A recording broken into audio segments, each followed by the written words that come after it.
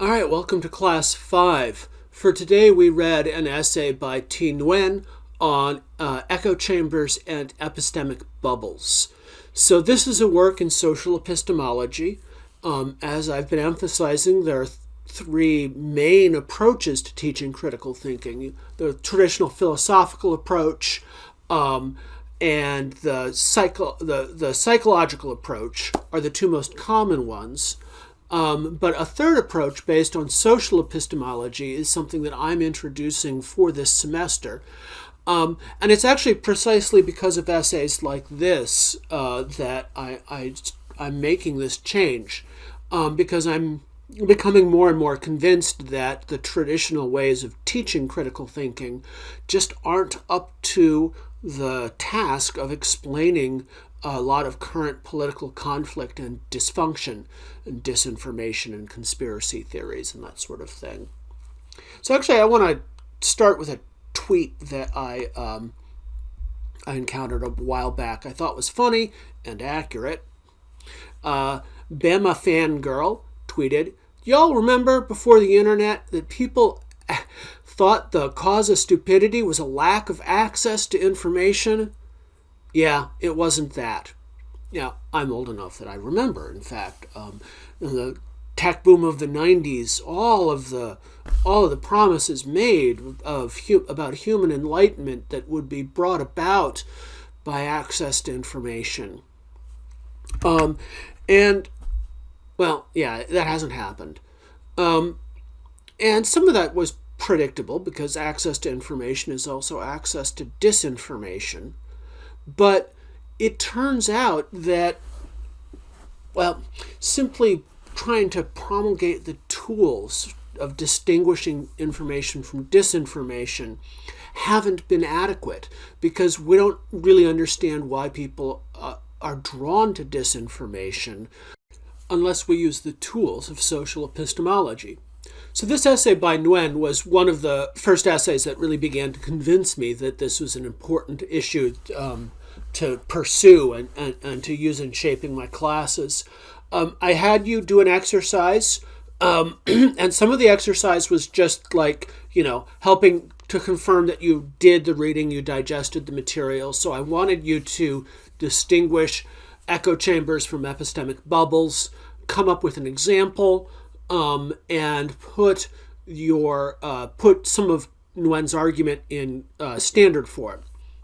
And so actually in this video, mostly I'm just going to be answering the first and third questions. Your own job of filling in examples is something that I'm leaving to you, and hopefully this might be tricky, it might not, but if you can do it, it's a real sign of understanding what's going on. So,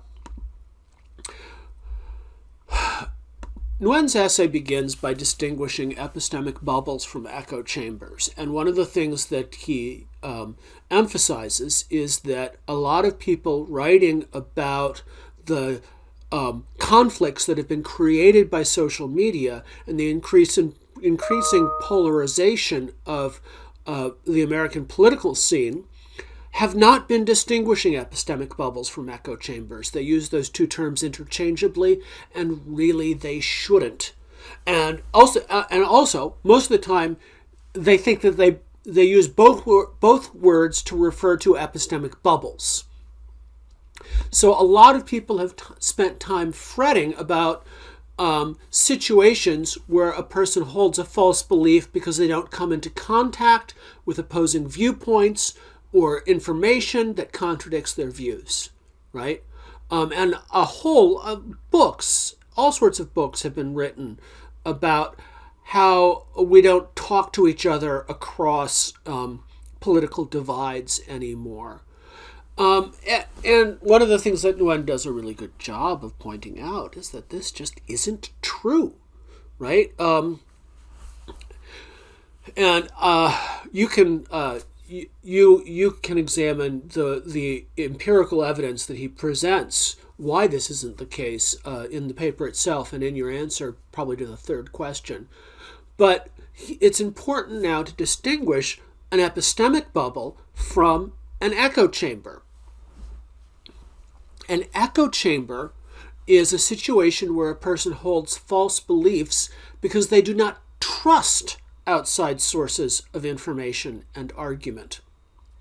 And it's really important to understand the difference, right? So an epistemic bubble is when you don't hear people from the other side. An echo chamber is what happens when you don't trust people from the other side. This is actually a huge difference. And a lot of what Nguyen's drawing on here is a really good study of Rush Limbaugh and his rhetorical techniques and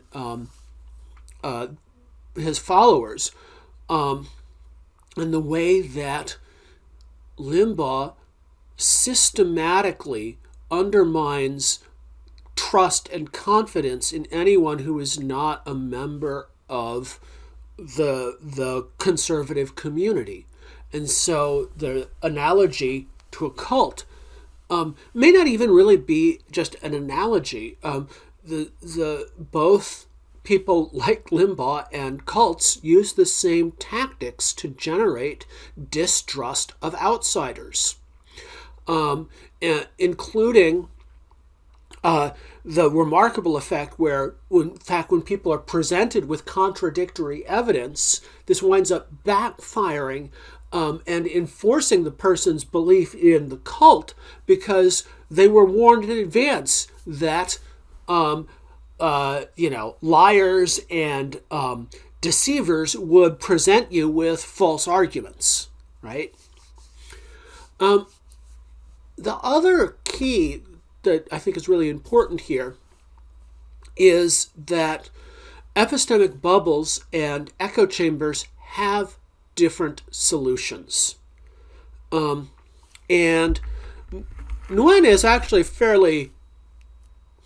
he might be overconfident here, but he thinks that epistemic bubbles are easy to pop because if you just expose people to the information that they're missing, if that was the only problem, then their false beliefs would go away.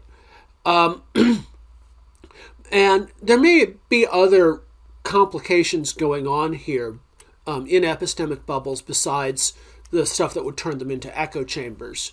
But we'll set that aside because he's certainly right that epistemic bubbles are easier to pop than echo chambers, which now become, in fact, thoroughly intractable, right?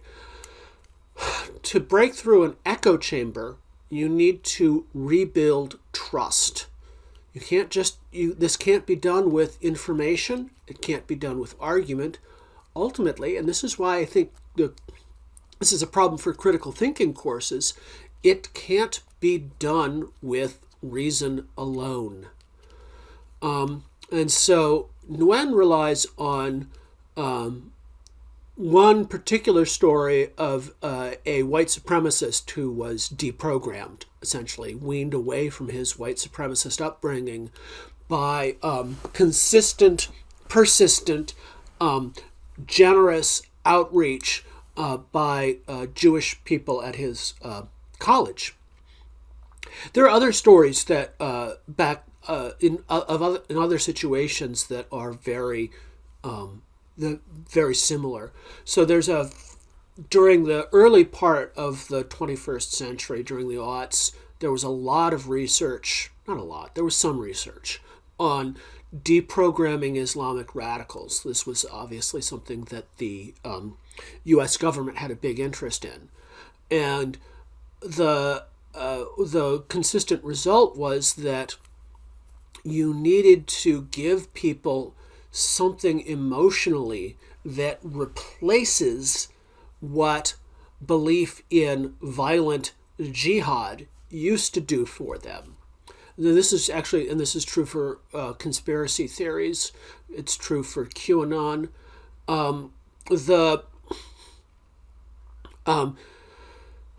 You need to address why people are drawn into these radical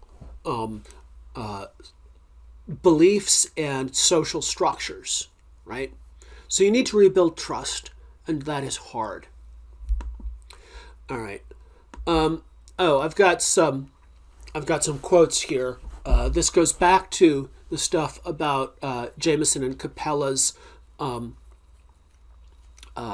study of Rush Limbaugh, and it ties back in then to the basic argument that Nguyen puts forward, that the situation we're currently dealing with is a problem with echo chambers rather than epistemic bubbles. So it's pointed out that Limbaugh's followers have full access to outside sources of information. According to Jameson and Capella's data, Limbaugh's followers regularly read but do not accept mainstream and liberal news sources. And I was actually seeing this, I just saw this recently, I follow a person on Twitter who follows right-wing extremists on their own social media and does research. And she suggested that the people who've left mainstream social media for these right-wing sites, like left Twitter for Parler and that sort of thing, are still completely dependent on Twitter for a source of things to be outraged about. So she had some screen caps where people were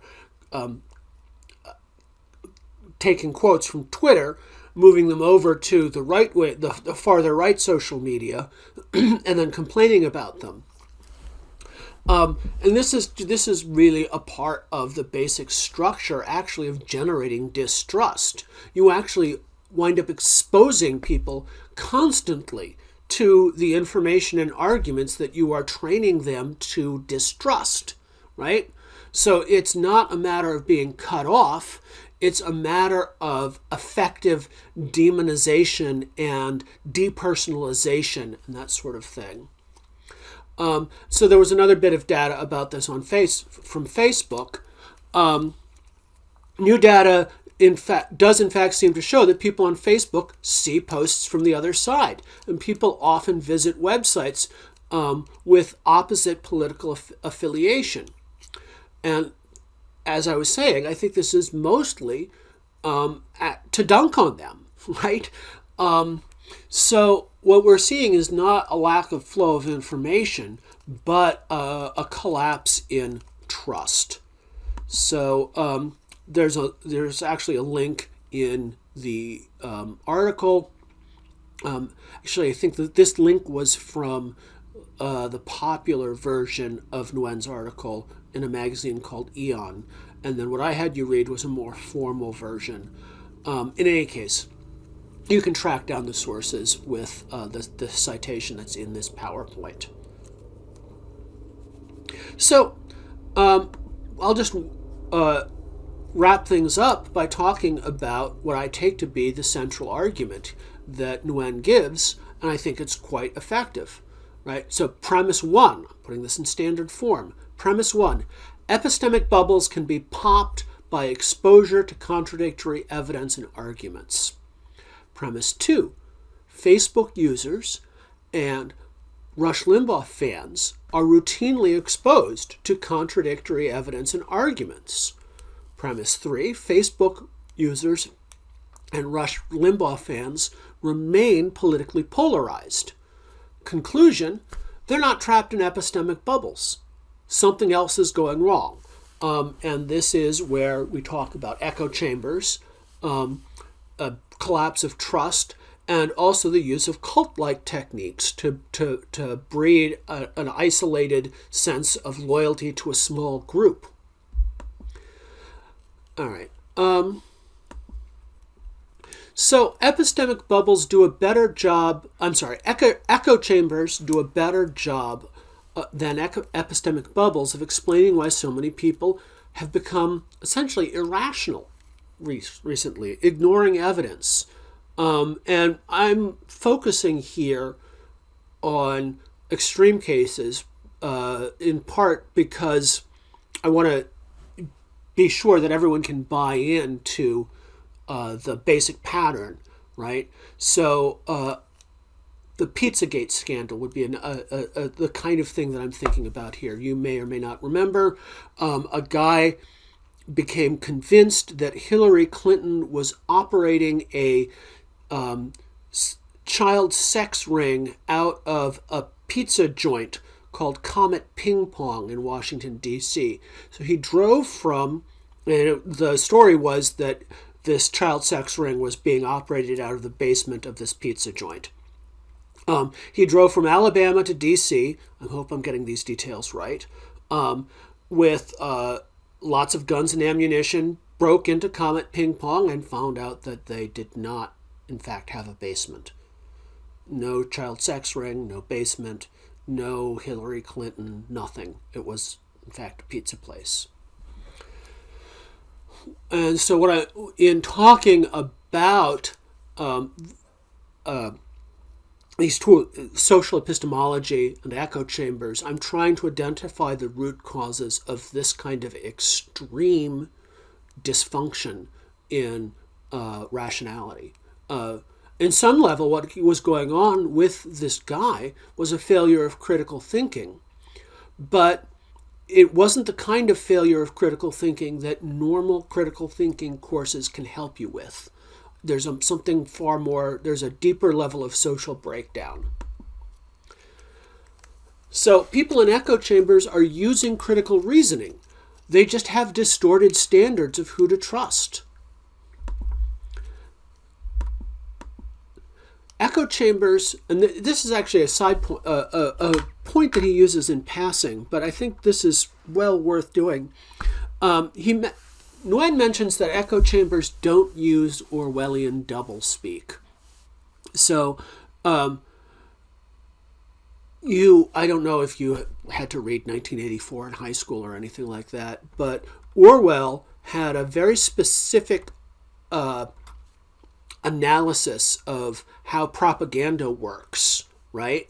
And a lot of it involved what he called doublespeak, intentionally vague language used to basically cover up the crimes of your own government. The government would talk about what they do using euphemisms, and a unit on Orwellian doublespeak is pretty standard for a lot of critical thinking classes. We talk about use of political euphemism, calling child detention camps, what do they call them? Tender care facilities, right? But Nguyen points out that all the stuff that Orwell talked about doesn't apply to what goes on in echo chambers. Echo chambers are not a place where people use systematic ambiguity to cover up anything. They state plainly who is to be trusted and who isn't. So again, more common tools for critical thinking don't apply to kinds of propaganda and disinformation that we are seeing right now. All right, so that's it for this exercise and section. Next up is the practice test and the main test, and that will end this whole introductory unit.